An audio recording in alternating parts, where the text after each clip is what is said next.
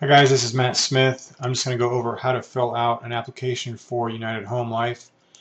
There's basically two applications that you'll use with United Home Life, either the final expense whole life or their term application. That's it. So UHL is very simple. Uh, I'm going to start with, I'm just going to really just go through a high level overview the first few minutes here, and then at the end I'm going to kind of go over some things to look out for to make sure that your application gets pushed through smoothly and doesn't get held up. So the first thing you want to do, here's the fax cover sheet. That's pretty obvious. Just fill out your information there, your agent number. If you don't have your agent number yet, just put pending and your social security number, and that way when SFG submits your contracting paperwork and they have this application, they can link you up with by your social. Applicant's name goes here. Do you personally know them? Usually that's no. Uh, and then did you personally see the applicant? Yes. And it was done in person, so you don't need to put anything here. Mail to, usually you want to put agent here. That way they can mail the policy directly to you, and then you can deliver that to the applicant. That will really solidify your sale. That way if people have had buyer's remorse or anything like that, you can kind of go over the application or go over the policy with them and remind them of why this is important to them and why they got the coverage. You can do the owner. So the only time I will really have mail to the owner is if I have done like a road trip and the person is several hours away and I'm not going back anytime soon. Then I will have it mailed to the owner, and I'll give them a call and go over the policy once it's been issued. Otherwise, I'll select agent. One unique thing about United Home Life is the fact that you do need to do a phone interview when you're with a client. So the nice thing about doing that is that you know whether the person's going to get, well, you pretty much know if they're going to get approved or not. The final decision is up to the underwriter, but I've only had one person get declined after they got approved with the phone interview, and that was just because they weren't completely honest when they did the phone interview. But this is the number that you'll call when you're with the client, and usually what I'll do is once I've gone over the quotes with the client and we're getting ready to fill the application out, I'll explain to the client that we're going to do this phone interview and they're going to ask the client the same information that is on this application. And so what I'll do is I don't even fill the application out until we're doing the phone interview, and I'll explain that I'm going to put them on speakerphone, and as they ask these questions, I'm going to fill this application out. That way we don't have to duplicate questioning and answers. So that really saves a lot of time there. So some of this stuff is pretty obvious. I'm sure most of you guys have filled out applications before, but there are some things that you do definitely need to put to make sure that your application doesn't get held up. This whole top section up here, everything has to be filled out. If you're missing any of it, it will get held up. So make sure this whole top section up here is completely filled out, including the employer, occupation, duties, and how long they've been there if they're under 65. If they're over 65, you can put retired. If they're under 65, if you don't put that, that will hold up the application, because one of the questions on this application is, are you disabled? And if the answer is yes, then that will disqualify them for one of these plans. Not every plan. So you can get somebody approved on this with UHL if they are disabled, but they will not qualify for the Premier, which I'll go over in just a second.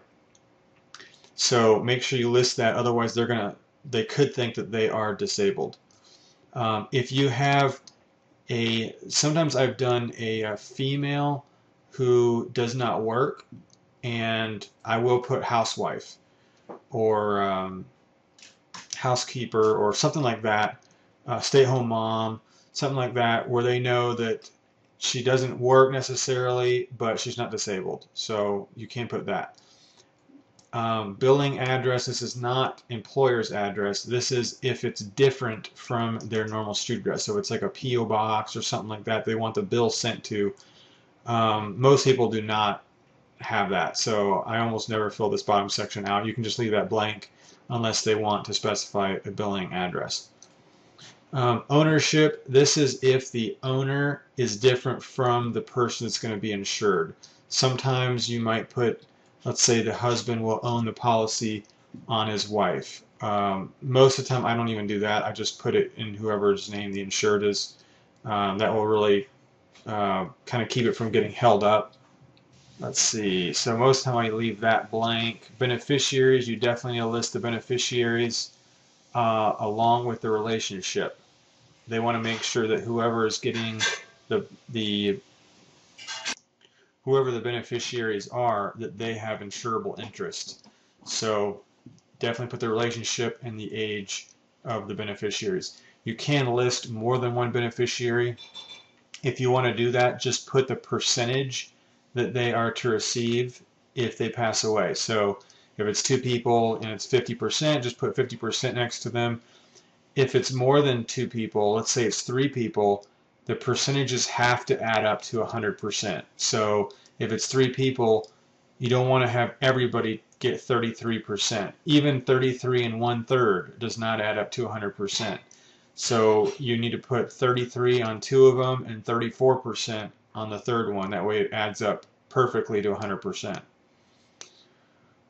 Make sure you select which plan you're applying for. I usually don't mark this box until after I do the phone interview. That way, if you're applying for Premier and they say, oh, what's this medication you're taking? Oh, that's insulin, you're not qualified for the Premier, you're only going to qualify for the Deluxe. Now I can mark Deluxe. So you don't know for sure which to check until after you do that phone interview. Then obviously you need the face amount. If you're adding accidental death rider, make sure you fill that out here. And then the payment. If it's a monthly bank draft, that will be PAC. PAC, modal premium amount, is the monthly payment amount and amount paid with application. So if they're doing the bank draft, even though they're giving you a voided check, then you will put the monthly bank amount, the monthly draft amount right here. Make sure you select no if they're not replacing any insurance, which most of the time they're not. Nicotine. And then this is required, the name and address of the physician and the phone number. Again, I'm not filling any of this stuff out until I'm doing the phone interview. So just make sure as the person is asking these questions that you're writing these down. Now, UHL, I really like the UHL applications because they make it very easy to know which plan they're going to qualify for. If they answer no to all of these questions, then they will qualify for the Express Issue Whole Life. If they answer yes to any of them, they will not qualify for any of these plans on this page, but they will qualify for the Guaranteed Issue policy. So there's basically 4 plans. One has no questions at all, guaranteed issue. It only goes up to $10,000. And then you got these 3 plans that they have to answer these questions. So if they can answer no to these, they will qualify for the Express Issue Whole Life. If they can continue and answer no to these, and they have to answer no to these, they will qualify for the Express Issue Deluxe. If they can answer no to everything on this page, then they will qualify for the Premier.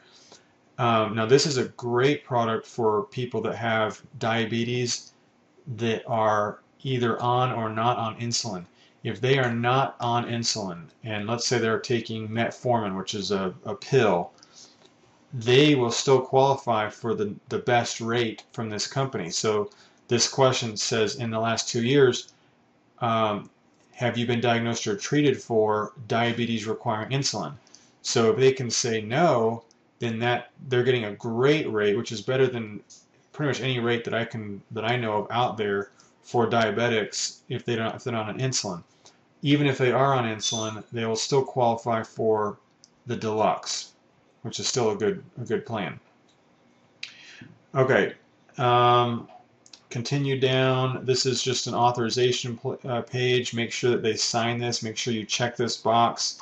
I acknowledge receipt of the terminal illness accelerated benefit disclosure statement, which you're going to leave with the client. So make sure you check that box, fill in this information, and have them sign it. And one thing that I like to note is that I don't ask people to sign anything or put their signatures on these. All I'm asking them to do is approve it. Psychologically, people have no problem approving things, but signing things, sometimes they think that it's set in stone. And all they're doing is approving submitting this application and approving that they can pull medical records. And so a lot of times if you say, can you approve it right here? We just need you to approve it right here. Then they will do that without thinking about it. And sometimes having that word sign or signature, they get it in their head that it's locked in stone. So just a little tip there. Make sure you check these boxes. It's not intended to replace life insurance, and you're certifying that you did give this disclosure statement. This is your information here, so you're going to sign this. You're going to keep this and fax this into the company with the application. You're not leaving this behind with the client. Make sure that you're putting your state and your insurance code here, and then your agent code with UHL right here, which should start with an L. If you don't have that yet, then just put your social security number. You can put pending and your social. All right, on the bank draft, we're going to check this top box right here. That's authorizing them to draft out the first premium. And I never put anything right here. You can if you want. Please draft subsequent premiums on a certain day of the month. I don't really ask people if they want a certain day of the month because we can always change that later, and I don't like to give any reason to hold the application up. But you can if you want to. Bank name and address, if they don't know that, you can Google it, and we can find it. You can usually find it on Google. Make sure that you put the account number and routing number, which are on the voided check that you need to get from the client. The routing number, and I'm sure most of you guys know this, but for those of you who don't, the routing number is the bottom left number. It's a 9-digit number. The account number is in the middle bottom of the check. And then make sure you get the person that is on the check, the payer signature right here. This can be left blank if you are getting a check, a voided check. And what I usually do is I actually tape the check in this area right here, and that way the voided check is on the same page as the bank information.